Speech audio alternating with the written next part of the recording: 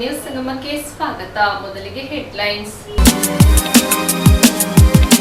ಕುಶಾಲನಗರ ತಾಲೂಕಿನ ಕಣಿವೆ ಗ್ರಾಮದಲ್ಲಿರುವ ಮುಂಬೈ ಉದ್ಯಮಿ ಸದಾಶಿವ ಶೆಟ್ಟಿಯವರ ಮನೆಯಲ್ಲಿ ಸಾಮೂಹಿಕ ಸತ್ಯನಾರಾಯಣ ಪೂಜಾ ಕಾರ್ಯಕ್ರಮ ಹಮ್ಮಿಕೊಳ್ಳಲಾಗಿತ್ತು. ಪಾವಗಡ ಪಟ್ಟಣದ ನವನಿಧಿ ಕನ್ವೆನ್ಷನ್ ಹಾಲ್ನಲ್ಲಿ ಆಗ್ನೇಯ ಪದವೀಧರ ಶಿಕ್ಷಣ ಕ್ಷೇತ್ರದ ಚುನಾವಣೆಯ ಪ್ರಚಾರ ಸಭೆ ನಡೆಯಿತು. ಕ್ಯಾರ್ಪೇಟೆ ಪಟ್ಟಣದ ಪುರಸಭಾ ಮೈದಾನದಲ್ಲಿ ಡಾಕ್ಟರ್ ರಾಜ್ಕುಮಾರ್ ಸಾಂಸ್ಕೃತಿಕ ಕಲಾ ಪರಿಷತ್ ವತಿಯಿಂದ ಪೌರಾಣಿಕ ನಾಟಕ ಹಮ್ಮಿಕೊಳ್ಳಲಾಗಿತ್ತು.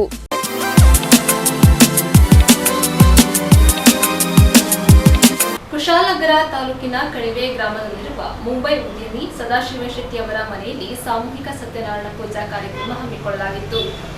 ಕುಶಾಲನಗರ ತಾಲೂಕಿನ ಕಣಿವೆ ಗ್ರಾಮದಲ್ಲಿರುವ ಮುಂಬೈ ಉದ್ಯಮಿ ಸದಾಶಿವ ಶೆಟ್ಟಿ ಅವರ ಮನೆಯಲ್ಲಿ ಸಾಮೂಹಿಕ ಸತ್ಯನಾರಾಯಣ ಪೂಜಾ ಕಾರ್ಯಕ್ರಮ ಹಮ್ಮಿಕೊಳ್ಳಲಾಗಿತ್ತು. ಪೂಜಾ ಕಾರ್ಯಕ್ರಮಕ್ಕೆ ಸೋಮವಾರಪೇಟೆ ತಾಲೂಕಿನ ಕೊಡ್ಲಿಪೇಟೆ ಕಿರಿಕೊಡ್ಲಿ ಮಠದ ಮಠಾಧೀಶರಾದ ಶ್ರೀ ಶ್ರೀ ಶ್ರೀ ಸದಾಶಿವ ಸ್ವಾಮೀಜಿಯವರು ಆಗಮಿಸಿದ ಸಂದರ್ಭದಲ್ಲಿ ಕುಟುಂಬಸ್ಥರು ಸ್ವಾಮೀಜಿ ಅವರಿಗೆ ಸನ್ಮಾನಿಸಿ ಅಭಿನಂದಿಸಿದರು. ನಂತರ ಸ್ವಾಮೀಜಿಯವರ ಆಶೀರ್ವಾದ ಪಡೆದರು. ನ್ಯೂಸ್ ಸಂಗಮಕ್ಕಾಗಿ ಡಾಕ್ಟರ್ ಎಚ್ ಮರಗುಕೋಟಿ, ಕುಶಾಲನಗರ. ಕ್ಯಾರ್ಪೇಟೆ ಜೆಎಂಎಫ್ಸಿ ಸಿವಿಲ್ ಹಿರಿಯ ಶ್ರೇಣಿ ನ್ಯಾಯಾಧೀಶರಾಗಿ ಮಂಜುನಾಥ್ ಮತ್ತು ಪ್ರಧಾನ ನ್ಯಾಯಾಧೀಶರಾಗಿ ಶ್ರೀಮತಿ ಕೃಪಾ ಅಧಿಕಾರ ಸ್ವೀಕರಿಸಿದ್ದಾರೆ. ಕ್ಯಾರ್ಪೇಟೆ ಜೆಎಂಎಫ್ಸಿ ಸಿವಿಲ್ ಹಿರಿಯ ಶ್ರೇಣಿ ನ್ಯಾಯಾಧೀಶರಾಗಿ ಮಂಜುನಾಥ್ ಮತ್ತು ಪ್ರಧಾನ ನ್ಯಾಯಾಧೀಶರಾಗಿ ಶ್ರೀಮತಿ ಕೃಪಾ ಅಧಿಕಾರ ಸ್ವೀಕರಿಸಿದ್ದಾರೆ. ಕಕ್ಷಿದಾರರಿಗೆ ಶೀಘ್ರವಾಗಿ ನ್ಯಾಯದಾನ ಮಾಡಲು ವಕೀಲರು ನ್ಯಾಯಾಂಗ ವ್ಯವಸ್ಥೆಯೊಂದಿಗೆ ಕೈಜೋಡಿಸಬೇಕು, ಕೆಲಸ ಮಾಡಬೇಕೆಂದು ಪ್ರಧಾನ ಸಿವಿಲ್ ನ್ಯಾಯಾಧೀಶರಾದ ಕೃಪಾ ಮನವಿ ಮಾಡಿದರು. ವಕೀಲರ ಸಂಘದ ವತಿಯಿಂದ ಆಯೋಜಿಸಿದ್ದ ಸ್ವಾಗತ ಸಮಾರಂಭದಲ್ಲಿ ಭಾಗವಹಿಸಿ ಮಾತನಾಡಿದರು. ನ್ಯಾಯಾಂಗದ ರಥಕ್ಕೆ ವಕೀಲರು ಮತ್ತು ನ್ಯಾಯಾಧೀಶರು 2 ಚಕ್ರಗಳಿದ್ದಂತೆ. ವಕೀಲರು ಶೀಘ್ರ ನ್ಯಾಯದಾನಕ್ಕೆ ಪೂರಕವಾಗಿ, ನ್ಯಾಯಾಂಗ ವ್ಯವಸ್ಥೆಗೆ ಪೂರಕವಾಗಿ ಕೆಲಸ ಮಾಡಿ ಸಮರ್ಥವಾಗಿ ವಾದ ಮಂಡಿಸುವ ಮೂಲಕ ಕೈಜೋಡಿಸಿ ಪರಿಹಾರ ನೀಡಬೇಕೆಂದು ನ್ಯಾಯಾಧೀಶರಾದ ಕೃಪಾ ಮನವಿ ಮಾಡಿದರು. ಹಿರಿಯ ಶ್ರೇಣಿ ಸಿವಿಲ್ ನ್ಯಾಯಾಧೀಶರಾದ ಮಂಜುನಾಥ್ ಮಾತನಾಡಿ, ವಕೀಲರಿಗೆ ಕಾನೂನು ಪುಸ್ತಕಗಳೇ ರಾಮಾಯಣ ಮಹಾಭಾರತ ಗ್ರಂಥಗಳಿದ್ದಂತೆ. ಆದ್ದರಿಂದ ಕೇಸುಗಳ ಆಳಕ್ಕೆ ಇಳಿದು ಕಾನೂನು ಪುಸ್ತಕವನ್ನು ಓದಿಕೊಂಡು ಸಮರ್ಥವಾಗಿ ವಾದ ಮಂಡಿಸಿ ಕಕ್ಷಿದಾರರಿಗೆ ನ್ಯಾಯ ದೊರಕಿಸಿಕೊಡಬೇಕೆಂದು ನ್ಯಾಯಾಧೀಶ ಮಂಜುನಾಥ್ ಮನವಿ ಮಾಡಿದರು. ಅಪರ ಸಿವಿಲ್ ನ್ಯಾಯಾಧೀಶರಾದ ಶಕುಂತಲಾ, ಅರ್ಪಿತಾ, ವಕೀಲರ ಸಂಘದ ಅಧ್ಯಕ್ಷ ರವಿಶಂಕರ್, ಪ್ರಧಾನ ಕಾರ್ಯದರ್ಶಿ ರಾಜೇಗೌಡ, ಹಿರಿಯ ವಕೀಲರಾದ ಎಸ್ಎಸ್ಸಿ ವಿಜಯ್ ಕುಮಾರ್ ಮಾತನಾಡಿದರು. ವಕೀಲರ ಸಂಘದ ಪದಾಧಿಕಾರಿಗಳು ಹಾಗೂ ವಕೀಲರು ಕಾರ್ಯಕ್ರಮದಲ್ಲಿ ಭಾಗವಹಿಸಿದ್ದರು. ಹಿರಿಯ ಸಿವಿಲ್ ನ್ಯಾಯಾಧೀಶರೇ ಹಾಗೂ ಸಹೋದರಿ ನ್ಯಾಯಾಧೀಶರೇ ಹಾಗೂ ವಕೀಲರ ಸಂಘದ ಅಧ್ಯಕ್ಷರು, ಉಪಾಧ್ಯಕ್ಷರು ಹಾಗೂ ಇಲ್ಲಿ ನಡೆದಿರ್ತಕ್ಕಂಥ ಎಲ್ಲ ವಕೀಲರೇ ಹಾಗೂ ಪತ್ರಿಕಾ ಬಂದಿರ್ತಾರೆ. ಸೊ ಜಡ್ಜಸ್ಗೆ ಟ್ರಾನ್ಸ್ಫರ್ ಎವ್ರಿ 3 years ಅನ್ನೋದು ಕನ್ಫರ್ಮ್. ಟ್ರಾನ್ಸ್ಫರ್ ನೋಟಿಫಿಕೇಶನ್ ಬಿಟ್ಟಿದ ತಕ್ಷಣ ಫಸ್ಟು ನಾವು ನೋಡೋದು ಯಾವ ಪ್ಲೇಸ್ ಆಗಿದೆ ಅಂತ. ಅಲ್ಲಿರೋ ಜಡ್ಜಸ್ಸಿಗೆ ನಾವು ಫೋನ್ ಮಾಡಿ ಕೇಳೋದು, ಬಾರ್ ಸಪೋರ್ಟ್ ಮಾಡ್ತಾರಾ ಡಿಸ್ಪೋಸಲ್ಗೆ? ಸೊ ಅದೇ ಕೆಲಸ ನಾನು ಮಾಡಿದ್ದು. ಸೊ ನಾನು ನನ್ನ ಸಿಸ್ಟರ್ ಆಫೀಸರ್ಸಿಗೆ ಫೋನ್ ಮಾಡಿದೆ. ಆಗ ಅವ್ರು ಹೇಳಿದ್ದೆ, ಮೇಡಮ್ ಫುಲ್ ಕೋಆಪರೇಷನ್ ಇದೆ, ಫಾಸ್ಟಾಗಿ ಡಿಸ್ಪೋಸ್ ಆಗುತ್ತೆ, ಕೋರ್ಟಾಗಂತೂ ಯೋಚನೆ ಮಾಡಬೇಡಿ, ನೆಮ್ಮದಿಯಾಗಿ ಬನ್ನಿ ಅಂತ. ಸೊ ಎಲ್ಲ ಟೆನ್ಷನ್ನ ಅಲ್ಲೇ ಬಿಟ್ಟು ನಾನು ಇಲ್ಲಿ ಬಂದಿದ್ದು.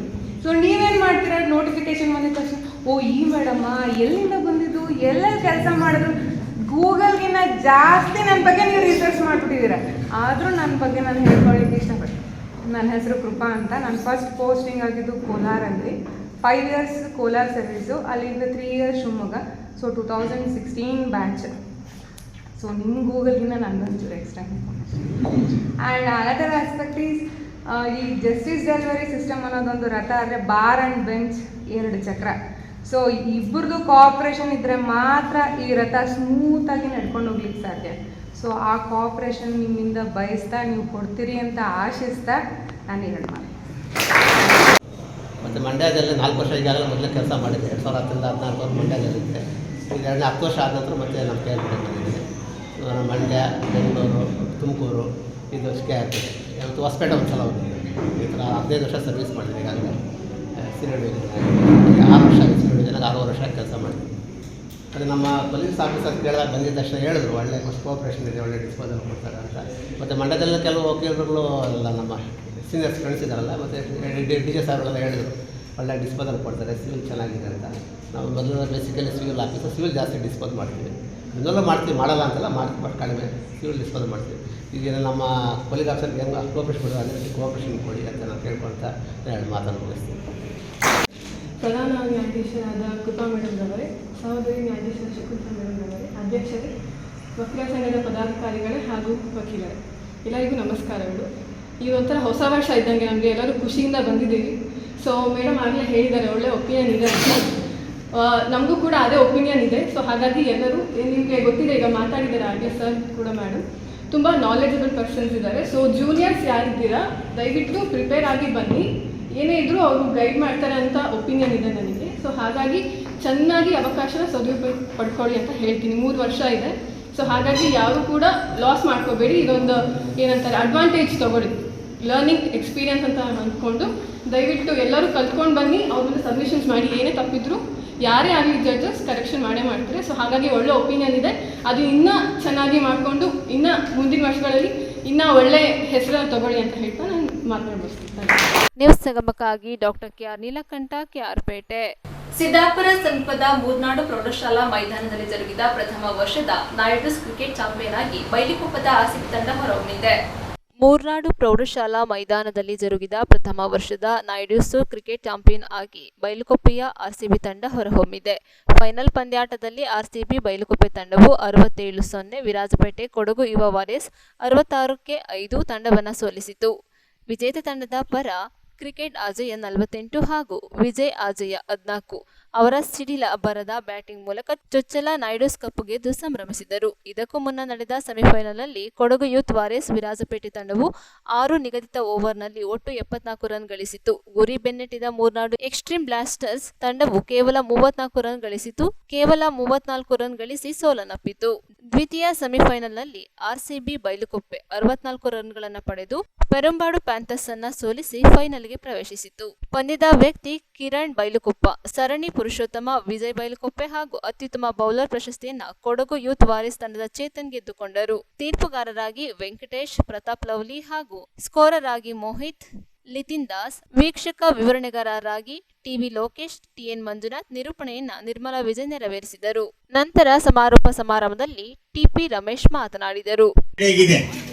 ಹಾಗಾಗಿ ಎಲ್ಲ ಸಮಾಜದವರು ಕೊಡಗಿನಲ್ಲಿ ಕ್ರೀಡಾಕೂಟಗಳನ್ನು ಆಯೋಜನೆ ಮಾಡಿಕೊಂಡು ಬರ್ತಾ ಇದ್ದಾರೆ.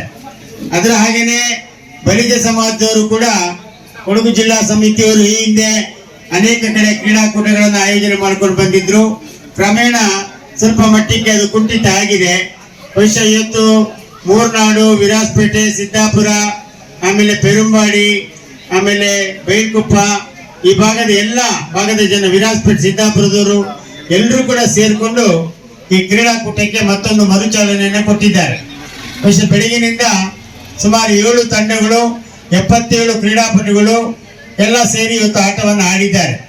ಆಟ ನಮ್ಮನ್ನೆಲ್ಲ ಒಂದು ಮಾಡ್ತಕ್ಕಂಥದ್ದು. ಅನೇಕ ಜನ ಪ್ರತಿಭಾವಂತ ಯುವಕರ ಆಟವನ್ನು ನಾವು ನೋಡಿದ್ದೇವೆ. ಅನೇಕ ಜನರನ್ನ ನಮ್ಮಲ್ಲಿ ಪ್ರತಿಭಾವಂತರಾಗಿರ್ತಕ್ಕಂಥ ಕ್ರೀಡಾಪಟುಗಳನ್ನ ಇಂಥ ಕ್ರೀಡಾಕೂಟಗಳು ನಡೆಯುವಾಗ ಅವರ ಪ್ರತಿಭಾವಂತತನಕ್ಕೆ ಗೌರವವನ್ನು ಕೊಡ್ತಕ್ಕಂಥದ್ದು ಮತ್ತು ಆ ಪ್ರತಿಭಾವಂತತೆಗೆ ಸೂಕ್ತ ವೇದಿಕೆಯನ್ನ ನಿರ್ಮಾಣ ಮಾಡ್ತಕ್ಕಂಥದ್ದು ನಮ್ಮೆಲ್ಲರ ಕರ್ತವ್ಯ ಕೂಡ ಆಗಿರ್ತದೆ. ಆ ನಿಟ್ಟಿನಲ್ಲಿ ಸಾಕಷ್ಟು ಪ್ರಾಯೋಜಕರು, ಎಲ್ಲರ ಹೆಸರನ್ನು ನಾನು ಹೇಳಲಿಕ್ಕೆ ಹೋಗ್ತಿಲ್ಲ, ಸಾಕಷ್ಟು ಜನ ಪ್ರಾಯೋಜಕರು ಈ ಕ್ರೀಡಾಕೂಟದ ಹಿಂದೆ ನಿಂತು ಬೆಂಗಾವಲಾಗಿ ಇವರಿಗೆಲ್ಲ ಸಹಕಾರ ಮಾಡಿದ್ದಾರೆ. ಊಟನೇ ಇರಲಿ, ಪ್ರಶಸ್ತಿ ಬಿಡುಗಡೆ ಇರಲಿ, ಬಹುಮಾನಗಳಿರಲಿ, ಎಲ್ಲವನ್ನ ಕೊಟ್ಟಿದ್ದಾರೆ. ಅದರೊಟ್ಟಿಗೆ ಸ್ವಯಂ ಸೇವಕರಾಗಿ ಬೆಳಗಿನಿಂದ ಕರ್ತವ್ಯ ನಿರ್ವಹಿಸಿರ್ತಕ್ಕಂಥ ನಮ್ಮ ಬಲಿಜ ಬಂಧುಗಳು ಯಾರೆಲ್ಲ ಇದ್ದಾರೆ ಅವ್ರನ್ನೆಲ್ಲ ಇವತ್ತು ನಾನು ನೆನೆಸ್ಕೊಳ್ಬೇಕಾಗ್ತದೆ. ಹಾಗಾಗಿ ಈ ಕ್ರೀಡಾಕೂಟಕ್ಕೆ ಮಳೆರಾಯನ ಅಡ್ಡಿ ಬರಲಿಲ್ಲ. ಬೆಳಗಿನಿಂದಲೂ ಮಳೆರಾಯ ಬರ್ತಾನೆ, ತೊಂದರೆ ಕೊಡ್ತಾನೆ ಅಂತ ಹೇಳ್ತಾ ಇದ್ರು ಕೂಡ ಸಂಘಟಕರು ಸಮಯವನ್ನು ಸರಿಯಾಗಿ ಆಯೋಜಿಸಿಕೊಂಡು ಕ್ರೀಡಾಕೂಟವನ್ನು ನಡೆಸಿದ್ದಾರೆ. ಅದರೊಟ್ಟಿಗೆ ಮಹಿಳೆಯರಿಗೂ ಕೂಡ ಒಂದಷ್ಟು ಸ್ಪರ್ಧೆಗಳನ್ನ ಏರ್ಪಾಡೋದ್ರ ಮೂಲಕ ಅವರಿಗೂ ಕೂಡ ಒಂದು ಅವಕಾಶವನ್ನು ಕೊಟ್ಟು ಸಮುದಾಯದಲ್ಲಿ ನಾವೆಲ್ಲ ಅಣ್ಣ ತಂಗಿಯರಾಗಿ ಒಟ್ಟಾಗಿ ಹೋಗ್ಬೇಕು ಅಂತ ಹೇಳ್ತಕ್ಕಂಥ ಭಾವನಾತ್ಮಕ ವಿಚಾರಕ್ಕೆ ಒಂದು ನಾಂದಿ ಹಾಡಿದ್ದಾರೆ. ಹಾಗಾಗಿ ನಾನು ಇವತ್ತು ಏನು ಮಾತಾಡ್ತಾ ಇದ್ದೇನೆ ಅಂದ್ರೆ, ಈ ಸತಿ ಎಲ್ಲ ಕಾರ್ಯಕ್ರಮಗಳನ್ನ ಪ್ರಾಯೋಜಕದಲ್ಲಿ ಮುಗಿಸಿದ್ದಾರೆ.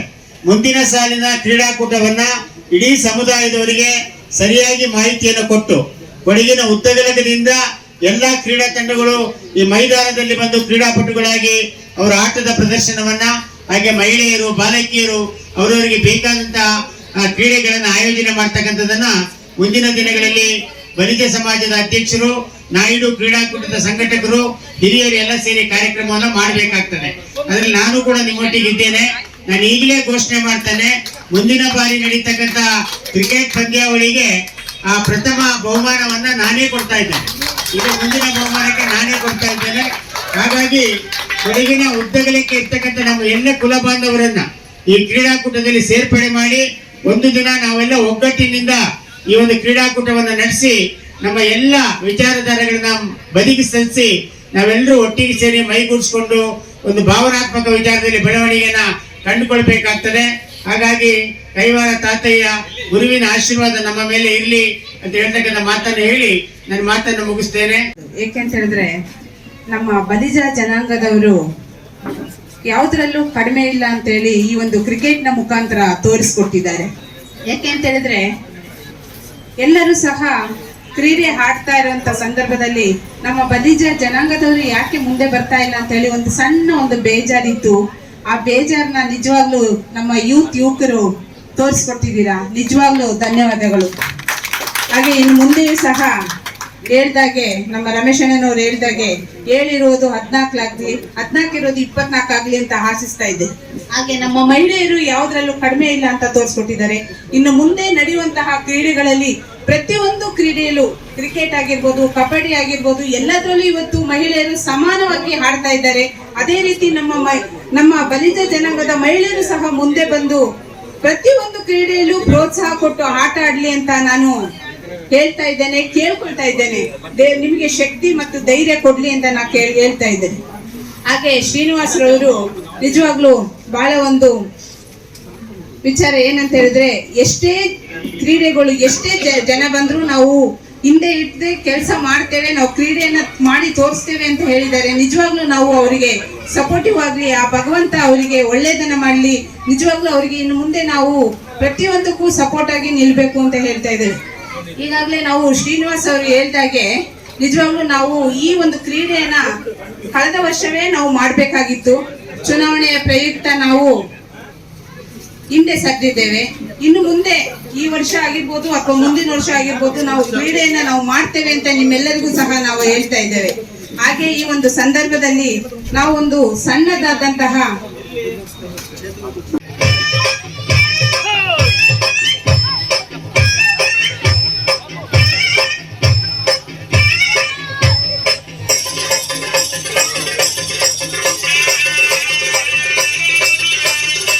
ನ್ಯೂಸ್ ಸಂಗಮಕ್ಕಾಗಿ ಡಾಕ್ಟರ್ ಎಚ್ ಮುರುಗುಕೋಟಿ, ಕುಶಾಲನಗರ. ಪಾವಗಡ ಪಟ್ಟಣದ ನವನಿಧಿ ಕನ್ವೆನ್ಷನ್ ಹಾಲ್ನಲ್ಲಿ ಆಗ್ನೇಯ ಪದವೀಧರ ಶಿಕ್ಷಣ ಕ್ಷೇತ್ರದ ಚುನಾವಣೆಯ ಪ್ರಚಾರ ಸಭೆ ನಡೆಯಿತು. ಕಳೆದ ಬಾರಿಯ ಆಗ್ನೇಯ ಪದವೀಧರ ಕ್ಷೇತ್ರದ ಚುನಾವಣೆಯಲ್ಲಿ ಕೂದಲೆಳೆಯ ಅಂತರದಲ್ಲಿ ಸೋಲು ಅನುಭವಿಸಿದ್ದು, ಈ ಬಾರಿ ಮತದಾರರು ಹೆಚ್ಚಿನ ರೀತಿಯ ಒಲವು ತೋರಲಿದ್ದಾರೆ ಎಂಬ ವಿಶ್ವಾಸವಿದೆ ಎಂದ ಆಗ್ನೇಯ ಶಿಕ್ಷಕರ ಕ್ಷೇತ್ರದ ಕಾಂಗ್ರೆಸ್ ಪಕ್ಷದ ಅಭ್ಯರ್ಥಿ ಡಿಟಿ ಶ್ರೀನಿವಾಸ್. ಪಾವಗಡ ಪಟ್ಟಣದ ತುಮಕೂರು ರಸ್ತೆಯಲ್ಲಿರುವ ನವನಿಧಿ ಕನ್ವೆನ್ಷನ್ ಹಾಲ್ನಲ್ಲಿ ಪ್ರಚಾರ ಸಭೆಯನ್ನು ಉದ್ದೇಶಿಸಿ ಮಾತನಾಡಿದ ಅವರು, ಕಳೆದ ಬಾರಿಯ ಆಗ್ನೇಯ ಪದವೀಧರ ಕ್ಷೇತ್ರದ ಚುನಾವಣೆಯಲ್ಲಿ ಕೂದಲೆಳೆಯ ಅಂತರದಲ್ಲಿ ಸೋಲು ಅನುಭವಿಸಿದ್ದು, ಈ ಬಾರಿ ಮತದಾರರು ಹೆಚ್ಚಿನ ರೀತಿಯ ಒಲವು ತೋರಲಿದ್ದಾರೆ ಎಂಬ ವಿಶ್ವಾಸವಿದೆ. ರಾಜ್ಯ ಸರ್ಕಾರಿ ನೌಕರರಿಗೆ 7ನೇ ವೇತನ ಆಯೋಗ ಜಾರಿ, ಹೊಸ ಪಿಂಚಣಿ ಯೋಜನೆ ಕೈಬಿಟ್ಟು ಹಿಂದಿನ ಪಿಂಚಣಿ ಯೋಜನೆ ಜಾರಿ ಸೇರಿದಂತೆ ಹಲವು ಬೇಡಿಕೆಗಳನ್ನು ಈಡೇರಿಸುವಂತೆ ಸರ್ಕಾರದ ಹಂತದಲ್ಲಿ ಹೋರಾಟ ನಡೆಸಲು ನನ್ನನ್ನು ಗೆಲ್ಲಿಸಿ. ರಾಜ್ಯದಲ್ಲಿ ಕಾಂಗ್ರೆಸ್ ಸರ್ಕಾರವೇ ಆಡಳಿತದಲ್ಲಿದ್ದು, ಇಲ್ಲೂ ಪಕ್ಷದ ಅಭ್ಯರ್ಥಿ ಆಯ್ಕೆಯಾದರೆ ಶಿಕ್ಷಕರ ಸಮಸ್ಯೆಗಳಿಗೆ ಪರಿಹಾರ ಕಂಡುಕೊಳ್ಳಲು ಸಾಧ್ಯವಾಗಲಿದೆ. ಅನುದಾನಿತ ಶಾಲಾ ಕಾಲೇಜುಗಳ ಖಾಲಿ ಹುದ್ದೆಗಳನ್ನು ಭರ್ತಿ ಮಾಡಲು ಹಿಂದಿನ ಸರ್ಕಾರ ಅವಕಾಶ ನೀಡಿರಲಿಲ್ಲ. ಈಗಿನ ಕಾಂಗ್ರೆಸ್ ಸರ್ಕಾರ ಒಂದು ಹಂತದವರೆಗೆ ಅವಕಾಶ ನೀಡಿದೆ. ಇನ್ನೂ ಬಾಕಿ ಇರುವ ಹುದ್ದೆಗಳನ್ನು ಭರ್ತಿ ಮಾಡಲು ಅನುವು ಮಾಡಿಕೊಡುವಂತೆ ಸರ್ಕಾರದ ಮೇಲೆ ಒತ್ತಡ ತರಬೇಕಾಗಿದೆ. ಹಿಂದಿನ ಸರ್ಕಾರ ಶಿಕ್ಷಣ ಕ್ಷೇತ್ರದಲ್ಲಿ ಹಲವು ಸಮಸ್ಯೆಗಳನ್ನು ಸೃಷ್ಟಿಸಿದ್ದು, ಅವುಗಳನ್ನು ಸರಿಪಡಿಸುವ ಕೆಲಸ ಮಾಡಬೇಕಿದೆ. ಹಾಗಾಗಿ ಶಿಕ್ಷಕರು ಶಿಕ್ಷಣ ಸಂಸ್ಥೆಗಳ ಪರವಾಗಿ ಕೆಲಸ ಮಾಡುವವರನ್ನು ಆಯ್ಕೆ ಮಾಡಬೇಕೆಂದು ತಿಳಿಸಿದರು. ನವೀಕರಣ ಮಾಡ್ತಿಲ್ಲ. ಒಂದು ಕಡೆ ಮಾಲೀಕರು ಅತಂತ್ರದಲ್ಲಿದ್ದಾರೆ, ಶಿಕ್ಷಣ ಸಂಸ್ಥೆಗಳ ಶಿಕ್ಷಕರು ಅತಂತ್ರದಲ್ಲಿದ್ದಾರೆ. ಆ ರಿನ್ಯೂವಲ್ ಫೀಸಸ್ ಅನ್ನ ಪ್ರಾಂಶುಪಾಲರು ಅವರೇ ತುಂಬಿಕೊಂಡೇ ಮಾಡಿಕೊಡ್ತಾ ಇದ್ದಾರೆ, ಹೌದಾ ಇಲ್ಲ? ಈ ತರ ನೂರಾರು ಸಮಸ್ಯೆಗಳ ಅಗರ ಮಾಡಿದ್ದೀರಲ್ಲ, ನಿಮ್ಗೆ ಸಾಲ್ವ್ ಮಾಡ್ಬೇಕು ಅನ್ಸ್ಲಿಲ್ವಾ? ಸಾಲ್ವ್ ಮಾಡ್ಬೇಕು ಅನ್ಸ್ಲಿಲ್ಲ ಇಲ್ವಾ? ಇವತ್ತು ಅನುದಾನಿತ ಶಿಕ್ಷಣ ಸಂಸ್ಥೆಗಳಲ್ಲಿ ಇರತಕ್ಕಂಥ ಶಿಕ್ಷಕರು ಸಂಪೂರ್ಣವಾಗಿ ನೀವು 2006ರಲ್ಲಿ ಅತಂತ್ರ ಮಾಡಿದ್ರಿ. ಅವ್ರು OPS ಇಲ್ಲ, NPS ಇಲ್ಲ.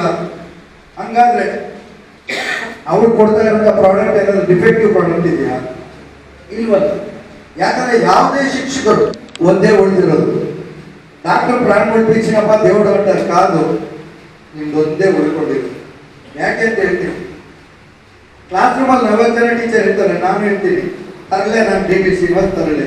ಸೌಂದರ್ಯವಾಗಿರುವಂಥ ವೆಂಟಿಲೇಷನ್. ಹೌದಲ್ಲ, ಒಬ್ಬ ತರಲೆ ಸ್ಟೂಡೆಂಟು ಅವನು ಚೆನ್ನಾಗಿ ಹೋದ ಮೇಲಿಗೆ ಬಂದರೆ ನಾನು ಕೊಡ್ತೀವಿ ಇಡೀ ಕ್ಲಾಸ್ ರೂಮ್ಗಳಲ್ಲಿ ತೀರ್ಸೋದು ಎಟ್ಲೋದೇ ಟೀಚರ್ ಯಾರಾದ್ರೂ ಇದ್ದಾರ ಪ್ರಪಂಚದಲ್ಲಿ? ಇಲ್ಲ. ಅವನು ತರಲೆ ಆಗಿರ್ಲಿ, ಒಳ್ಳೆಯವನಾಗಿರ್ಲಿ, ಕೆಟ್ಟವನಾಗಿರ್ಲಿ, ಅವನ ಮೇಲಿಗೆ ಬಂದು ಸಾರ್ ನಾನು ತಹಸೀಲ್ದಾರ್ನಾಗಿದ್ದೀನಿ ಅಂತ ತಕ್ಷಣ ನನ್ನ ಸ್ಟೂಡೆಂಟ್ ತಹಸೀಲ್ದಾರ್ ಅನ್ಕೊಳ್ಳೋ ಶಿಕ್ಷಕರಿದ್ದಾರೆ ಹೊರತು ಅವನ ತರಲೆ ಯಾಕೆ ತಹಸೀಲ್ದಾರ್ ಆದ ಅನ್ನೋ ಶಿಕ್ಷಕರು ಇದುವರೆಗೂ ಈ ಪ್ರಪಂಚದಲ್ಲಿ. ಹೌದಾ? ಇಲ್ಲ. ಇದು ನೀವು ಒಪ್ಲೇಬೇಕು. ನೀವೆಲ್ಲರೂ ಅಸರ್ಟೈನ್ ಮಾಡಿ, ನಾನು ಅಸರ್ಟೈನ್ ಮಾಡ್ತೀನಿ. ವೇದಿಕೆಯಲ್ಲಿರೋರ್ಗು ನನಗೂ ಸೇರಿ ಒಂದು ಗುರು ನನ್ನ ಜೀವನದಲ್ಲಿ ಇದ್ದೇ ಇರ್ತಾರೆ. ನನಗೂ ಇಸಾಕ್ ಮೇಷ್ಟ್ರು ಅಂತೇಳಿ ನನಗೂ ಕಿವಿ ನನ್ನ ಮೇಲೆ ಕೆತ್ತೋರು ಎದ್ಬಿಟ್ಟಿದೆ. ಯಾವಾಗ ಮುಂದಕ್ಕೆ ಏನಾದ್ರು ಆಗ್ತೀಯ ಅಂತ 2 ಕಿವಿ ಹಿಡಿದು ಹಿಂಗೆ ಆಡ್ಸೋರ್ ಮೇಲೆ. ಅಂದ್ರೆ ಜೀವನದಲ್ಲಿ ಪ್ರತಿಯೊಬ್ಬರಿಗೂ ಒಬ್ಬ ಗುರು ಅನ್ನೋದು ಶಾಶ್ವತವಾಗಿ ಉಳಿದವಂತ ಗುರು. ನ್ಯೂಸ್ ಸಂಗಮಕ್ಕಾಗಿ ಅನಿಲ್ ಯಾದವ್, ಪಾವಗಡ, ತುಮಕೂರು. ಕೆಆರ್ಪೇಟೆ ಪಟ್ಟಣದ ಪುರಸಭಾ ಮೈದಾನದಲ್ಲಿ ಡಾಕ್ಟರ್ ರಾಜ್ಕುಮಾರ್ ಸಾಂಸ್ಕೃತಿಕ ಕಲಾ ಪರಿಷತ್ ವತಿಯಿಂದ ಪೌರಾಣಿಕ ನಾಟಕ ಪ್ರದರ್ಶನ ಹಮ್ಮಿಕೊಳ್ಳಲಾಗಿತ್ತು. ಪೌರಾಣಿಕ ನಾಟಕಗಳು ನಮ್ಮ ಜೀವನದ ಪ್ರತಿಬಿಂಬವಾಗಿವೆ. ಸತ್ಯಕ್ಕೆ ಎಂದಿಗೂ ಸಾವಿಲ್ಲ, ನ್ಯಾಯಕ್ಕೆ ಜಯ ಎಂಬ ಸಂದೇಶವನ್ನು ಸಾರುತ್ತಿವೆ ಎಂದು ಶಾಸಕ ಮಂಜು ತಿಳಿಸಿದರು. ಕರ್ನಾಟಕ ರತ್ನ ಡಾಕ್ಟರ್ ರಾಜ್ಕುಮಾರ್ ಸಾಂಸ್ಕೃತಿಕ ಕಲಾ ಪರಿಷತ್ ಮಂಡ್ಯ ಜಿಲ್ಲಾ ಶಾಖೆಯ ಉದ್ಘಾಟನೆ ಅಂಗವಾಗಿ ಶಿವಭಕ್ತ, ಚಂಡಾಸುರ ಅಥವಾ ಹೇಮಾವತಿ ಪರಿಣಯ ಎಂಬ ಪೌರಾಣಿಕ ನಾಟಕ ಪ್ರದರ್ಶನವು ಕೆಆರ್ಪೇಟೆ ಪಟ್ಟಣದ ಪುರಸಭಾ ಮೈದಾನದಲ್ಲಿ ನಡೆಯಿತು. ಪೌರಾಣಿಕ ನಾಟಕಗಳು ನಮ್ಮ ಜೀವನದ ಪ್ರತಿಬಿಂಬವಾಗಿದೆ. ನಮ್ಮ ಸುತ್ತಮುತ್ತಲಿನಲ್ಲಿ ವಾಸಿಸುವ ಜನರ ಜೀವನದ ಮೌಲ್ಯಗಳನ್ನು ಪಾತ್ರಧಾರಿಗಳ ಮೂಲಕ ಕಾಣಿಸುತ್ತಿರುವ ನಾವು ಸತ್ಯಕ್ಕೆ ಎಂದಿಗೂ ಸಾವಿಲ್ಲ, ಅನ್ಯಾಯ ಅಕ್ರಮಗಳು ಹೆಚ್ಚು ದಿನಗಳು ಉಳಿಯುವುದಿಲ್ಲ ಎಂಬ ಅಂಶಗಳನ್ನು ಕಾಣುತ್ತಿದ್ದೇವೆ ಎಂದು ಶಾಸಕ ಮಂಜು ತಿಳಿಸಿದರು. ತಾಲೂಕು ಜೆಡಿಎಸ್ ಅಧ್ಯಕ್ಷ ಜಾನಕಿರಾಮ್, ಮುಖಂಡರಾದ ಶೀಲನೆರೆ ಮೋಹನ್, ಸಿದ್ದೇಶ್, ಬಸ್ತಿ ರಂಗಪ್ಪ, ಕಡ್ಲೆಕಾಯಿ ಕೃಷ್ಣ, ಆದಿಹಳ್ಳಿ ಮೀನಾಕ್ಷಿ, ಡಿಸಿಸಿ ಬ್ಯಾಂಕ್ ಉಪಾಧ್ಯಕ್ಷ ಅಶೋಕ್, ಡಾಕ್ಟರ್ ರಾಜ್ಕುಮಾರ್ ಸಾಂಸ್ಕೃತಿಕ ಕಲಾ ಪರಿಷತ್ ರಾಜ್ಯಾಧ್ಯಕ್ಷ ಪರಶುರಾಮ್ ಗೌರಪ್ಪರವರು, ರಾಜ್ಯ ಉಪಾಧ್ಯಕ್ಷ ಸಿಆರ್ ಪುಟ್ಟರಾಜು, ರಾಜ್ಯ ಪ್ರಧಾನ ಕಾರ್ಯದರ್ಶಿ ಯಲ್ಲೇಶ್, ಜಿಲ್ಲಾ ಗೌರವಾಧ್ಯಕ್ಷ ಸಿವಿ ಸುನೀಲ್ ಕುಮಾರ್, ಜಿಲ್ಲಾ ಅಧ್ಯಕ್ಷ ಮಂಜಪ್ಪ, ಜಿಲ್ಲಾ ಪ್ರಧಾನ ಕಾರ್ಯದರ್ಶಿ ಜಿ ಸರಸ್ವತಿ ಸೇರಿದಂತೆ ನೂರಾರು ಜನರು ಕಾರ್ಯಕ್ರಮದಲ್ಲಿ ಭಾಗವಹಿಸಿದ್ದರು. ಕುಮಾರ್ ಅವರೇ, ಸಿದ್ದೇಶ್ ಅವರೇ, ಕೃಷ್ಣಣ್ಣ, ನಮ್ಮ ಮಾಸ್ಟರ್ ರಾಮಕೃಷ್ಣಣ್ಣ ಅವರಿದ್ದಾರೆ, ಮಂಜು ಇದ್ದಾರೆ, ವೇದಿಕೆ ಎಲ್ಲ ಆತ್ಮೀಯ ಬಂಧುಗಳೇ. ವಿಶೇಷ ಅಂತ ಅಂದ್ರೆ ಡಾಕ್ಟರ್ ರಾಜ್ಕುಮಾರ್ ಸಾಂಸ್ಕೃತಿಕ ಕಲಾ ಪರಿಷತ್ ಉದ್ಘಾಟನೆ ಅಂಗವಾಗಿ ಕನ್ನಡ ಮತ್ತು ಸಂಸ್ಕೃತಿ ಇಲಾಖೆ ಮಂಡ್ಯರವರ ಒಂದು ಸಹಕಾರದಿಂದ ಇವತ್ತು ನಮ್ಮ ತಾಲೂಕಿನ ಹೆಮ್ಮೆಯ ದೀನ ಹೆಣ್ಣು ಮಕ್ಕಳು ತಮ್ಮ ಮುಂದೆ ಶಿವಭಕ್ತ ಚಂಡಾಸುರ ಅಥವಾ ಹೇಮಾವತಿ ಪರಿಣಯ ಎಂಬ ಸುಂದರ ಪೌರಾಣಿಕ ನಾಟಕವನ್ನ ಪ್ರಾಕ್ಟೀಸ್ ಮಾಡಿ ಅಭಿನಯಿಸಲು ತುಂಬಾ ಉತ್ಸುಕರಾಗಿದ್ದಾರೆ. ಅವರ ಪ್ರದರ್ಶನವನ್ನ ನೋಡಲು ತಾವೆಲ್ಲರೂ ಸಹ ಕಾತುರದಿಂದ ಕಾಯ್ತಾ ಇದ್ದಾರೆ. ವಿಶೇಷ ಅಂತಂದ್ರೆ ನೆನ್ನೆ ಮೊನ್ನೆ ಎಲ್ಲ ತುಂಬಾ ಮಳೆ ಇತ್ತು. ಅವರ ಪ್ರದರ್ಶನ ಚೆನ್ನಾಗಿ ಮೂಡಿ ಬರಲಿ ಅನ್ನೋ ದೃಷ್ಟಿಯಿಂದ ಇವತ್ತು ಮಳೆನೂ ಸಹ ವಿಶ್ರಾಂತಿ ಕೊಟ್ಟಿದೆ. ಒಂದು ಉತ್ತಮವಾದ ತಣ್ಣನೆಯ ವಾತಾವರಣ ಸೃಷ್ಟಿಯಾಗಿದೆ. ಹಾಗಾಗಿ ಅವ್ರ ಕಲೆ ತುಂಬಾ ಚೆನ್ನಾಗಿ ಮೂಡಿ ಬರಲಿ. ಜೊತೆಗೆ ಮೋಹನ ಹೇಳಿದಾಗೆ ನಾನು ಅದನ್ನ ಕಾಲೇಜ್ ಜರ್ನಿ ಮಾಡ್ಬೇಕಾದ್ರೆ ನೋಡಿದೆ, ನಮ್ಮ ವಾಟ್ಸ್ಆಪ್ ಫೇಸ್ಬುಕ್ ಸ್ನೇಹಿತರುಗಳು ತುಂಬಾ ಹಾಕಿದ್ರು. ತಮ್ಮ ಅಭಿನಯವನ್ನ ತುಂಬಾ ಚೆನ್ನಾಗಿ ಅಭಿನಯಿಸ್ತಾ ಇದ್ರು. ಇವತ್ತು ಪೂರ್ವ ತಯಾರಿ ಮಾಡಿಕೊಂಡು ವಿಶೇಷವಾದ ನಾಟಕದಲ್ಲಿ ಬರುವಂತ ಪಾತ್ರಕ್ಕೆ ಅನುಗುಣವಾದಂತ ವೇಷಭೂಷಣ ಹಾಕೊಂಡು ತಮ್ಮ ಮುಂದೆ ತುಂಬಾ ಚೆನ್ನಾಗಿ ಪ್ರದರ್ಶನ ಮಾಡ್ತಾರೆ. ಆ ಪ್ರದರ್ಶನವನ್ನ ಕೊನೆಯ ತನಕ ತಾವೆಲ್ಲರೂ ಸಹ ಕೂತ್ ನೋಡಿ ಅವರಿಗೆ ಪ್ರೋತ್ಸಾಹ ಸಹಕಾರವನ್ನು ಕೊಡಿ. ನಮ್ಮ ತಾಲೂಕಿನ ಹೆಣ್ಣು ಮಕ್ಕಳಿಗೆ ಕಲೆಯಲ್ಲಿ ಈ ಒಂದು ನಾಟಕದಲ್ಲಿ ಅಭಿನಯಿಸಿದಂತ ಹೆಣ್ಮಕ್ಳಿಗೆ ನನ್ನ ತಾಲೂಕಿನ ಶಾಸಕನಾಗಿ ತುಮಕೂರಿನಿಂದ ಅಭಿನಯಿಸ್ತೀನಿ. ಮತ್ತೊಮ್ಮೆ ಅವರ ನಾಟಕ ಚೆನ್ನಾಗಿ ಮೂಡಿಬರಲಿ ಅಂತ ಆಶಿಸ್ತಾ ನಾನು ಮಾತನ್ನು ಮುಗಿಸ್ತೀನಿ. ಜೈ ಹಿಂದ್, ಜೈ ಕರ್ನಾಟಕ ಮಾತೆ.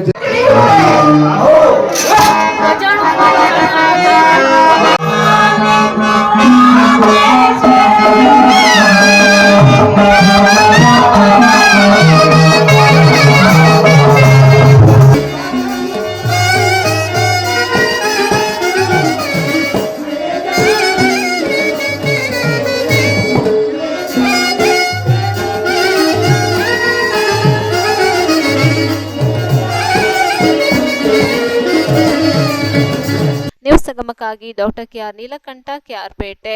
ಪಾವಗಡ ತಾಲೂಕಿನ ಕಿರ್ಲಾಲಹಳ್ಳಿ ಗ್ರಾಮದ ಸರ್ವೆ ನಂಬರ್ 90/1 ಅನುಭವಿದಾರರಿಗೆ ಮೋಸವೆಸಗಿ ಸರ್ವೇಯರ್ ಮಂಜುನಾಥ್ ಸುಳ್ಳು ದಾಖಲೆ ಸೃಷ್ಟಿ ಮಾಡಿ ಮೋಸ ಮಾಡಿದ್ದಾರೆ ಎಂದು ರೈತ ಸಂಘದ ಮುಖಂಡರು ಆರೋಪಿಸಿದ್ದಾರೆ. ಪಾವಗಡ ತಾಲೂಕಿನ ಕಿಲ್ಲಾರ್ಲಹಳ್ಳಿ ಗ್ರಾಮದ ಸರ್ವೆ ನಂಬರ್ 90/1 ಅನುಭವಿದಾರರಿಗೆ ಮೋಸವೆಸಗಿ ಸರ್ವೇರ್ ಮಂಜುನಾಥ್ ಸುಳ್ಳು ದಾಖಲೆ ಸೃಷ್ಟಿ ಮಾಡಿ ಅನುಭವವಿಲ್ಲದವರಿಗೆ ಕಂದಾಯ ಆಡಳಿತಾಧಿಕಾರಿಗಳ ಕುಮ್ಮಕ್ಕಿನಿಂದ ಜಮೀನು ಸ್ಕೆಚ್ ಪಹಣಿ ಮಾಡಲು ಮುಂದಾಗಿರುವ ಘಟನೆ ಹಿನ್ನೆಲೆಯಲ್ಲಿ ಪಟ್ಟಣದ ತಹಶೀಲ್ದಾರ್ ಕಚೇರಿ ಆವರಣದಲ್ಲಿ ನೊಂದ ವಿಧವಾ ಅನ್ಯಾಯಕ್ಕೊಳಗಾದ ಮಹಿಳೆಯರು ಹಾಗೂ ರೈತ ಸಂಘದವರು ಹಾಗೂ ಪ್ರಗತಿಪರ ಸಂಘಟನೆಗಳ ಮುಖಂಡರ ನೇತೃತ್ವದಲ್ಲಿ ಪ್ರತಿಭಟನೆ ನಡೆಯಿತು. 1954ರಲ್ಲಿ ಪಾವಗಡ ತಾಲೂಕಿನ ಕಸಬಾ ಹೋಬಳಿಯ ಕಿಲಾರ್ಲಹಳ್ಳಿ ಸರ್ವೆ ನಂಬರ್ 90/1ರಲ್ಲಿ 4 ಎಕರೆ ಜಮೀನನ್ನು ಕ್ರಯಕ್ಕೆ ಪಡೆದ ಭೀಮಪ್ಪ ಬಿನ್ ಸಣ್ಣಲಿಂಗಪ್ಪ ಅವರು ಮೊಮ್ಮಕ್ಕಳಾದ ಪದ್ಮಾವತಿ ಹಾಗೂ ಮಂಜುಳಾ ಮತ್ತು ಸೊಸೆ ಪಾರ್ವತಮ್ಮನಿಗೆ ಜಂಟಿಯಾಗಿ ಕೊಟ್ಟಿದ್ದರು. ವಂಚನೆಗೊಳಗಾದ ಕುಟುಂಬಸ್ಥರು 72 ವರ್ಷದಿಂದ ಅನುಭವದಲ್ಲಿದ್ದುಕೊಂಡು ಉಳುಮೆ ಮಾಡಿಕೊಂಡು ಬರುತ್ತಿದ್ದರು.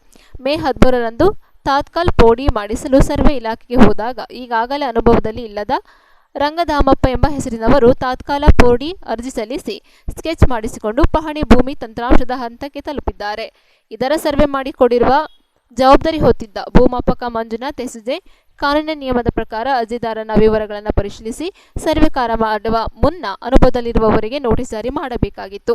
ಆದರೆ ಸರ್ವೇರ್ ಮಂಜುನಾಥ್ ಇದ್ಯಾವುದನ್ನು ಮಾಡದೆ ಹಣದ ಆಸೆಗೋಸ್ಕರ ಅನುಭವಿದಾರರಿಗೆ ಯಾವುದೇ ನೋಟಿಸ್ ಕೊಡದೆ ನಿರ್ಲಕ್ಷಿಸಿ ಅನುಭವದಲ್ಲಿರುವ ಗ್ರಾಮದಲ್ಲಿರುವ ಪದ್ಮಾವತಿ ಮಂಜಮ್ಮ ಪಾರ್ವತಮ್ಮ ಅವರನ್ನು ಗ್ರಾಮದಲ್ಲೇ ವಾಸವಿಲ್ಲವೆಂದು ದಾಖಲಿಸಿದ್ದಾರೆ. ಇನ್ನೂ ಗ್ರಾಮಸ್ಥರ ಸಾಕ್ಷಿದಾರರಾಗಿ ಅರ್ಜಿದಾರರಿಗೆ ಸಂಬಂಧಿಸಿ ಹೆಸರುಗಳನ್ನು ನಮೂದು ಮಾಡಿಕೊಂಡು ಮೋಸ ಮಾಡಿದ್ದಾನೆ. ಗ್ರಾಮದಲ್ಲೇ ಇಲ್ಲದ ದಾಖಲೆಗಳಿಲ್ಲದ ರಂಗಧಾಮಪ್ಪನನ್ನ ಗ್ರಾಮದ ವಾಸಿ ಎಂದು ತೋರಿಸಿ ಸ್ಕೆಚ್ ಮಾಡಿದ್ದಾರೆ. ನಮಗೆ ಅನ್ಯಾಯವಾಗಿದೆ ಎಂದು ನೊಂದ ವಿಧವಾ ಮಹಿಳೆಯರಾದ ಪದ್ಮಾವತಿ ಮಂಜಮ್ಮ ಅರ್ಜಿದಾರನ ಆಸ್ತಿ ಇದ್ದದ್ದೇ ಆದರೆ ಮೊದಲು ಪಕ್ಕ ದಾಖಲೆ ಪರಿಶೀಲಿಸಿ ಅನುಭವದಲ್ಲಿರುವವರ ಸಮ್ಮುಖದಲ್ಲಿ ಭೂಮಿ ಸರ್ವೆ ಕಾರ್ಯ ನಡೆಸಬೇಕಿತ್ತು. ಅದನ್ನು ಬಿಟ್ಟು ಸುಳ್ಳು ದಾಖಲೆ ಮಾಡಿ ಮೋಸ ಮಾಡಿದ್ದು ಸರಿನಾ? ಹಣ ಕೊಟ್ಟರೆ ಸುಳ್ಳು ದಾಖಲೆ ಯಾರಿಗೆ ಬೇಕಾದರೂ ಪಹಣಿ ಮಾಡಬಹುದಾ? ಇಂತಹ ಸರ್ವೇಯರ್ ಮತ್ತು ಕಂದಾಯ ಆಡಳಿತಾಧಿಕಾರಿಗಳ ಕಾರ್ಯವೈಖರಿಯನ್ನು ಪರಿಶೀಲಿಸಿ ಕ್ರಮ ತೆಗೆದುಕೊಳ್ಳಬೇಕೆಂದು ರೈತ ಸಂಘದ ಅಧ್ಯಕ್ಷ ಪೂಜಾರಪ್ಪ ಗುಡುಗಿದರು. ಈ ವೇಳೆ ತಹಶೀಲ್ದಾರ್ ಸಂತೋಷ್ ಕುಮಾರ್ ಅವರಿಗೆ ಅನ್ಯಾಯಕ್ಕೊಳಗಾದ ಮಹಿಳೆಯರು ಮನವಿ ಸಲ್ಲಿಸಿದರು. ಇದೇ ಸಂದರ್ಭದಲ್ಲಿ ರೈತ ಸಂಘದ ಮುಖಂಡರು ಮತ್ತು ಪ್ರಗತಿಪರ ಸಂಘಟನೆ ಸದಸ್ಯರು ಸೇರಿದಂತೆ ಹಲವರು ಇದ್ದರು. ಜಮೀನು ಇಲ್ಲದೆ ಮಾಡಿದ್ದಾರೆ. ಅವತ್ತಿಂದ ನಮ್ಮ ತಾತನ ಕಾಲದಿಂದ ನಾವೇ ಮಾಡ್ಕೊ ಬಂದಿದ್ದೀವಿ. ನಮ್ಮ ಅತ್ತೆ ಸಣ್ಣ ಮಕ್ಕಳಿಂದ ಸಾಕಿ ಬೆಳೆಸಿ ಅವತ್ತಿಂದ ಇದು ಮಾಡೋರು. ಇವತ್ತು ನಮ್ಗೆ ಇಲ್ದಂಗೆ ಮಾಡೋರು ಸ್ವಾಮಿ. ಏನಾದ್ರು ಮಾಡಿ ನೀವು ನ್ಯಾಯ ಕೊಡಿಸಲೇಬೇಕು. ಅವತ್ತಿಂದ ನನ್ನ ಮಗ ಇವತ್ತು ನಾವು ಏನು ಮಾಡ್ಬೇಕು? ನನ್ನ ಮಗನಿಗೆ ಹೇಳಿ ಸ್ವಾಮಿ. ನೀವು ಎಷ್ಟು ಎಕರೆ ಐತಮ್ಮ ನಿಮ್ಮ ಜಮೀನು? 4 ಎಕರೆ ಸ್ವಾಮಿ. ಯಾವ ಊರಲ್ಲಿ ಇರೋದು? ಕಿಲಾರ್ನಹಳ್ಳಿಯಲ್ಲಿ. ನಮ್ಮ ನೂರಲ್ಲೇ ಇಲ್ಲ ಅಂತ ಹೇಳವ್ರೆ. ನಾವೇನ್ ಮಾಡ್ಬೇಕು ಹೇಳಿ ಸ್ವಾಮಿ. ಇವಾಗ ನಮ್ದು ನಿಮ್ದು ಇಲ್ಲ ಅಂತ ಅವರೇ ಬರ್ಕೊಂಡವ್ರಲ್ಲ ಸ್ವಾಮಿ. ಏನ್ ಹೆಸರು ಅವ್ರದ್ದು? ಸರ್ವೇರ ಯಾರಮ್ಮ? ರಂಗನಾಥಪ್ಪ ಅಂತನಾ? ಅವ್ರದ್ದು ಯಾವ ಊರು? ರಂಗಧಾಮಪ್ಪ ಅವ್ರದ್ದು ಯಾವ ಊರು? ನಮ್ಮೂರೇ. ಇವಾಗ ಊರಲ್ಲೇ ಅಲ್ಲ, ಅವರೇ ಊರ್ ಬಿಟ್ಟು ಹೋಗಿ ನಾವು ಊರಲ್ಲಿ ಇಲ್ಲ ಅಂತ ಇದು ಮಾಡೋರು. ನಮ್ಮ ಹೆಸರೆಲ್ಲ ಮಾಡೋರು. ನಿಮ್ಮ ಹೆಸರು ಇಲ್ದಂಗೆ ಇದು ಮಾಡಿದಾರ ಕಿಲೋದಲ್ಲಿ ನೋಡ ಪಾಪ ಹೆಣ್ಮಕ್ಳು. ಅದು ಯಾವ ಸೆಕ್ರೆಟರಿ ಆರೇ ಅವ್ನು ಯಾರೋ ಮಂಜುನಾಥ್ ಅಂತ ಅವ್ನು ಯಾರೋ ಕರೀನಪ್ಪ. ಅವನಿಲ್ಲ ಮಾತಾಡ್ಬೇಕು. ಸರ್ವೇ ಕರೀನಿ ಇಲ್ಲಿ. ಅವ್ರು ಬರ್ಬೇಕು. ಅವ್ರು ಇಲ್ಲಿ ತಾಲೂಕು ದಂಡಾಧಿಕಾರಿ ಜೊತೆ ನಿಂತ್ಕೋಬೇಕು. ಏನ್ ಬಡವರಿಗೆ ನ್ಯಾಯ ಇಲ್ವೇ? ಈ ಸೆಕ್ರೆಟರಿ ಯಾರು ದುಡ್ಡು ಕೊಟ್ಟವ್ರ ಕಡೆ ಕೆಲಸ ಮಾಡಾಕೋದು. ಈ ಭಾಗದಲ್ಲಿ ಬಹಳಷ್ಟು ಇದಾಗಿರ್ತಾವ. ಇವನ್ನೆಲ್ಲ ಭದ್ರ ಮಾಡ್ಬೇಕು. ಅವ್ರು ಯಾವ ಸರ್ವೆ ಅವ್ರು ಬರ್ಬೇಕು. ಇಲ್ಲಿ ಕೆಚ್ ಮಾಡಿರೋರು ಅವ್ರಿಗೆ ಯಾರ್ಯಾರಿಗೆ ನೋಟಿಸ್ ಕಳಿಸಿದ್ವಿ ಅವ್ರನ್ನ ಕರೀರಿ. ಇಲ್ಲಿ ಮಾತಾಡ್ತೀನಿ. ಪಾಪ ಬಡವರು ಅವ್ನು ಯಾರೋ ಕಾಚಾಪಾಣಿಯಲ್ಲಿ ಯಾರೋ ಚಿಕ್ಕಬಳ್ಳಾಪುರದವ್ರು ಅಂತ ಅವರು. ಅವ್ರೆ 50-60 ವರ್ಷ ಆಗೈತೆ ಊರ್ ಬಿಟ್ಟು ಹೋಗಿ. ಇವ್ರನ್ನ ಊರಾಗಿಲ್ಲ ಅಂತ ಹೇಳವ್ರೆ, ಅವ್ರನ್ನ ಊರಾಗಿದ್ದಾರೆ ಅಂತ ಹೇಳ. ನೋಡಿ ಪ್ರಪಂಚದ ಮೇಲೆ ಎಂತ ನಡೀತಾ ಇತ್ತು ಅನ್ಯಾಯಗಳು. ಗಂಟೆ ಗೌರವ ಬೇಡ ಅವ್ರಿಗೆ. ಅಲ್ಲ ಅವ್ರಿಗೆ ಗೌರವ ಮಾನ ಮರ್ಯಾದೆ ಇಲ್ಲ ಅವ್ರಿಗೆ. ಅವ್ರು ಯಾರು ಆರೇ ಇರುವ ಸೆಕ್ರೆಟರಿ ಎಲ್ಲ ನುಣ್ಣು ಸಿಕ್ಕಾಕ್ಬಿಡ್ರಿ ಅಂತೇನೆ. ಹೋಗ್ಲಿಲ್ಲ ಗೌರವ ಬೆಲೆ ತೂಕಬೇಡ. ಯಾರೋ ಸರ್ವೇರ್ ಕೃಷ್ಣಪ್ಪ ಬರ್ಬೇಕು. ನೀವು ಘನತೆಯಿಂದ ಗೌರವದಿಂದ ನಾವು ನಿಮ್ಮನ್ನು ಮಾತನಾಡಿಸ್ತೀವಿ. ನೀವು ಸರ್ವೇರ್ಗೆ ಆಫೀಸ್ನಲ್ಲಿ ಯಾರಿದ್ದಾರೆ ನೀವು ದಯವಿಟ್ಟು ಇಲ್ಲಿ ಬರ್ಬೇಕು. ನಿಂಗೆ ಅಂತದ್ರಲ್ಲಿ ದುಡ್ಡಿಲ್ಲ. ಅವ್ರು ಯಾರೋ ಒಂದು 10,000 ದುಡ್ಡು ಕೊಡು ಅವ್ರು ಹೆಚ್ಚಿಗೆ ಕೊಡ್ಬಿಡೋರು. ಏನೋ ನಾ ವಿಭಾಗ ಇದ್ರೆ ಅದನ್ನ ಹೆಂಗಿರ್ತಾರೆ ಜಂಟಿ ಅಂದ್ಬಿಡಲಿ ಅಂತ ಜಂಟಿ ಇಕ್ಕೋದು. ಅವ್ರು ನಮ್ಮಂಗೆ ಜನ ಇಕ್ಕೋದು. ಇಂಥವ್ರು ಈ ಸೆಕ್ರೆಟರಿ ತಾಲೂಕ್ನಾಗಿರೋರು. ತಕ್ಷಣ ಈ ತಾಲೂಕ್ನ ಸೆಕ್ರೆಟರಿ ಎಲ್ಲ ವಜೆ ಆಗಿ ಹೋಗಿ. ನಮ್ಗೇನು ಇವರಿಂದ ಏನು ಅವಶ್ಯಕತೆ ಇಲ್ಲ. ನಮ್ಗೆ ಬೇರೆ ತಾಲೂಕ್ ನೋಡಿ ಇಲ್ಲಿ ಸೆಕ್ರೆಟರಿ ಬರಲಿ.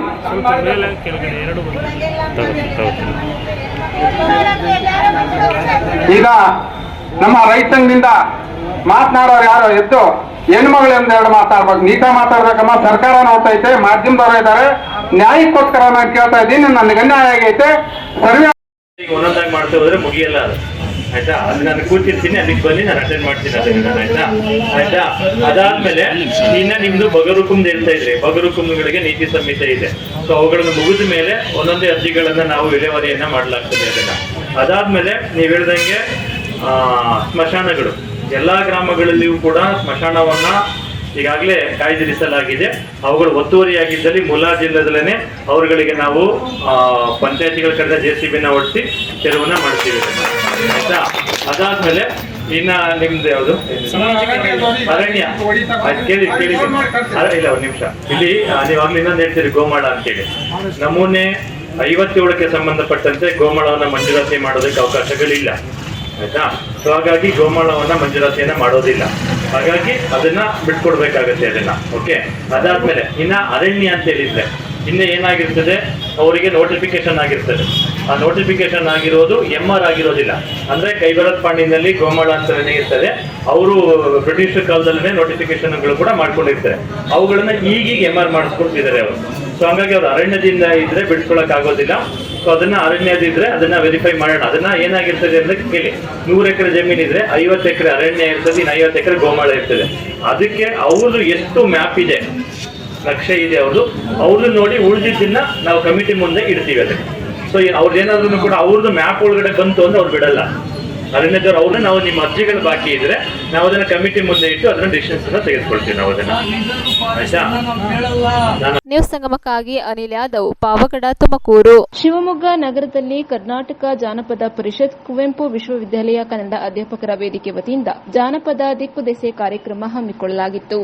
ಕರ್ನಾಟಕ ಜಾನಪದ ಪರಿಷತ್ ಜಿಲ್ಲಾ ಸಮಿತಿ ನೇತೃತ್ವದಲ್ಲಿ ಕುವೆಂಪು ವಿಶ್ವವಿದ್ಯಾಲಯ ಕನ್ನಡ ಅಧ್ಯಾಪಕರ ಸಂಘ, ಸಹ್ಯಾದ್ರಿ ವಿಜ್ಞಾನ ಕಾಲೇಜು ಕನ್ನಡ ವಿಭಾಗ, ಕಡೆಕೊಪ್ಪಲ ಪ್ರತಿಷ್ಠಾನದ ಸಹಯೋಗದಲ್ಲಿ ಜಾನಪದ ದಿಕ್ಕುದೆಸೆ ರಾಜ್ಯಮಟ್ಟದ ಜನಪದ ಅಧ್ಯಯನ ಶಿಬಿರ ಕಾರ್ಯಕ್ರಮ ಹಮ್ಮಿಕೊಳ್ಳಲಾಗಿತ್ತು. ಮಾನ್ಯ ಕುಲಪತಿಗಳಾದ ಪ್ರೊಫೆಸರ್ ಶರತ್ ಅನಂತಮೂರ್ತಿ ಅವರು ಡೊಳ್ಳು ಬಾರಿಸುವ ಮೂಲಕ ಉದ್ಘಾಟಿಸಿದರು.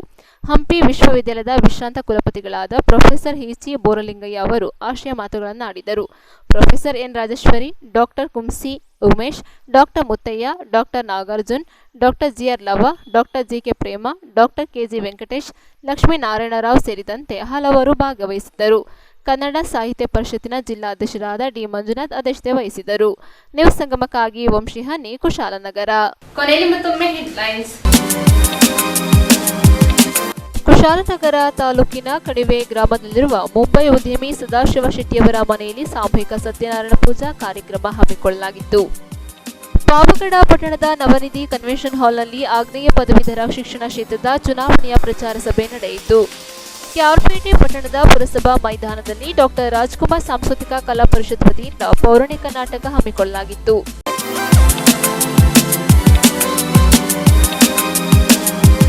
ಇಲ್ಲಿಗೆ ನ್ಯೂಸ್ ಸಂಗಮ ಮುಕ್ತಾಯವಾಯಿತು. ಸುದ್ದಿ, ಮಾಹಿತಿ, ಮನೋರಂಜನೆಗಾಗಿ ನೋಡ್ತಾ ಇರಿ ಸಂಗಮ ಟಿವಿ. ವಂದನೆಗಳೊಂದಿಗೆ ಸುಪ್ರೀತಾ LN.